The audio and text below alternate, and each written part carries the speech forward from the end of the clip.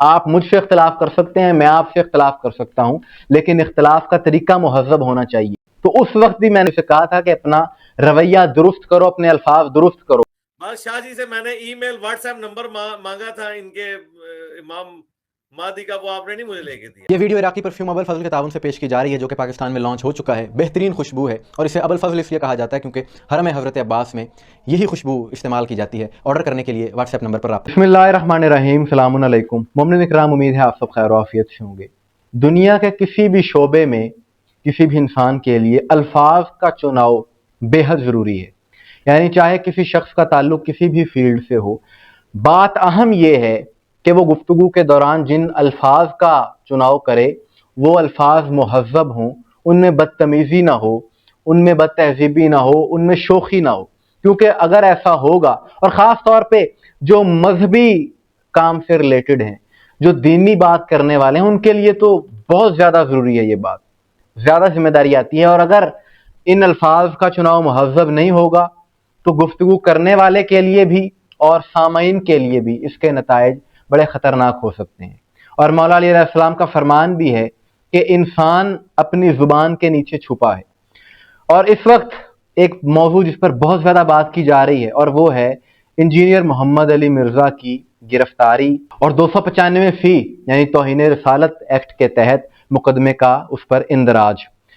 گزشتہ روز یعنی 25 اگست 2025 ایک شخص کی جانب سے انجینئر علی مرزا پر ایک درخواست دی گئی اس کے خلاف سائبر کرائم میں، اور اسی رات اسے گرفتار کر لیا گیا انجینئر علی مرزا کو، اور آج ابھی یعنی 26 اگست کو کچھ ہی دیر پہلے اس پر 295 کے تحت مقدمہ درج کر لیا گیا۔ بات وہی ہے جو میں نے آغاز میں کہی کہ الفاظ کا چناؤ بے حد ضروری ہے۔ اس پر مقدمہ کیوں درج کیا گیا؟ کیونکہ کچھ عرصہ پہلے ایک پروگرام کے دوران اس نے کچھ الفاظ کہے رسول اللہ کے حوالے سے گفتگو کرتے ہوئے جو کہ انتہائی نامناسب تھے، اور کسی صورت ان الفاظ کو جسٹیفائی نہیں کیا جا سکتا۔ بین المسالک یعنی مختلف مسالک کیا آپس میں شادیاں کر سکتے ہیں، اس بارے میں سوال جب ہوا تو اس نے جواب میں کہا کہ جو مسیحی لوگ ہیں وہ نعوذ باللہ رسول اللہ کو، ایک شخص کرسچن ہے تو وہ میرے نبی کو دجال سمجھ رہا ہے، سمجھتے ہیں، یعنی نعوذ باللہ یہ الفاظ میں کہنا بھی نہیں چاہتا، اور اس نے ان الفاظ کا تکرار کیا۔ بات یہ ہے کہ یقیناً اس کا مقصد توہین کرنا نہیں ہوگا، لیکن الفاظ کا چناؤ واقعاً نامناسب تھا۔ اور یہ ایک المیہ ہے ہمارے یہاں پر، خاص طور پہ پاکستان میں، کہ جو شخص نامور ہو جاتا ہے، چاہے کوئی خطیب ہو، چاہے سوشل میڈیا پر ہو، چار لوگ جاننے لگتے ہیں تو وہ شخص سمجھتا ہے کہ he is on top of the world, یعنی اس سے بہترین کوئی ہے ہی نہیں، اور وہ جو چاہے کر سکتا ہے، اس سے بڑا مبلغ ہی کوئی نہیں، اس سے بڑا عالم ہی کوئی نہیں، اور یہی سب سے بڑا المیہ ہے۔ کیسی انجینئر نے آج سے کچھ سال پہلے ایک بیان دیا تھا جس میں اس نے شیعوں پر بڑا طنز کیا تھا، اور کہا تھا جی کہ مجھے آپ نے امام مہدی کا واٹس ایپ نمبر نہیں دیا۔ شاہ جی سے میں نے ای میل واٹس ایپ نمبر مانگا تھا ان کے امام مہدی کا، وہ آپ نے نہیں مجھے لے کے دیا۔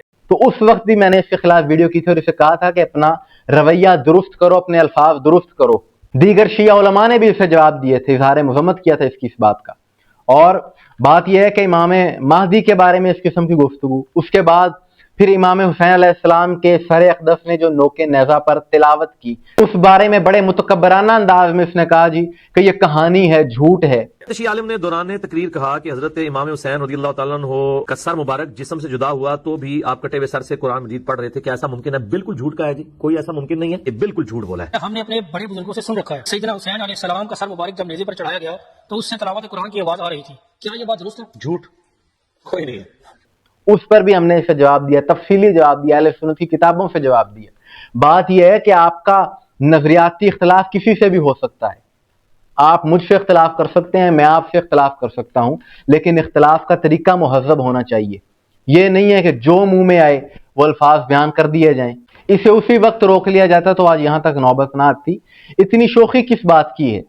اگر تمہیں چار لوگ جانتے ہیں، لوگ آپ کی بات سن رہے ہیں، تو اس کا یہ مطلب نہیں ہے کہ آپ کے منہ میں جو بھی آئے گا آپ بولتے چلے جائیں گے۔ اس طرح سے معاشرے میں انتشار پھیلتا ہے۔ اب اس کے خلاف مقدمہ درج ہو چکا ہے، عدلیہ اس معاملے کو دیکھے گی، اور ہم سمجھتے ہیں کہ غیر جانبدار ہو کر بغیر کسی پریشر کے ایسے کیسز کا فیصلہ ہونا چاہیے۔ کسی گروہ کے، کسی جماعت کے پریشر میں آ کر بھی ان کیسز پر کوئی اثرات نہیں ہونے چاہیے۔ اور صرف ایک مولوی نہیں بلکہ پاکستان میں جو بھی مقرر، جو بھی مولوی تکفیر کرتا ہے کسی مسلک کی، کفر کے فتوے دینے والے ہیں، ایسے عناصر عام سوشل میڈیا پر آپ کو نظر آتے ہیں، ایسے لوگوں کے خلاف بھی سخت کارروائی ہونی چاہیے۔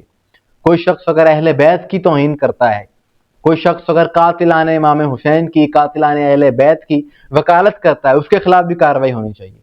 کوئی شخص اگر رسول اللہ کے اصحاب کی توہین کرتا ہے، اس کے خلاف بھی کارروائی ہونی چاہیے۔ اور جب میرٹ پر یہ سلسلہ شروع ہو گیا، یقین کریں پاکستان سے فرقہ واریت اپنے آپ ختم ہو جائے گی۔ مومنین اکرام، آپ کی حوالے سے کیا رائے ہے کمنٹس میں ضرور بتائیے گا۔ مجھے دعا میں یاد رکھیے گا۔ السلام علیکم ورحمۃ اللہ۔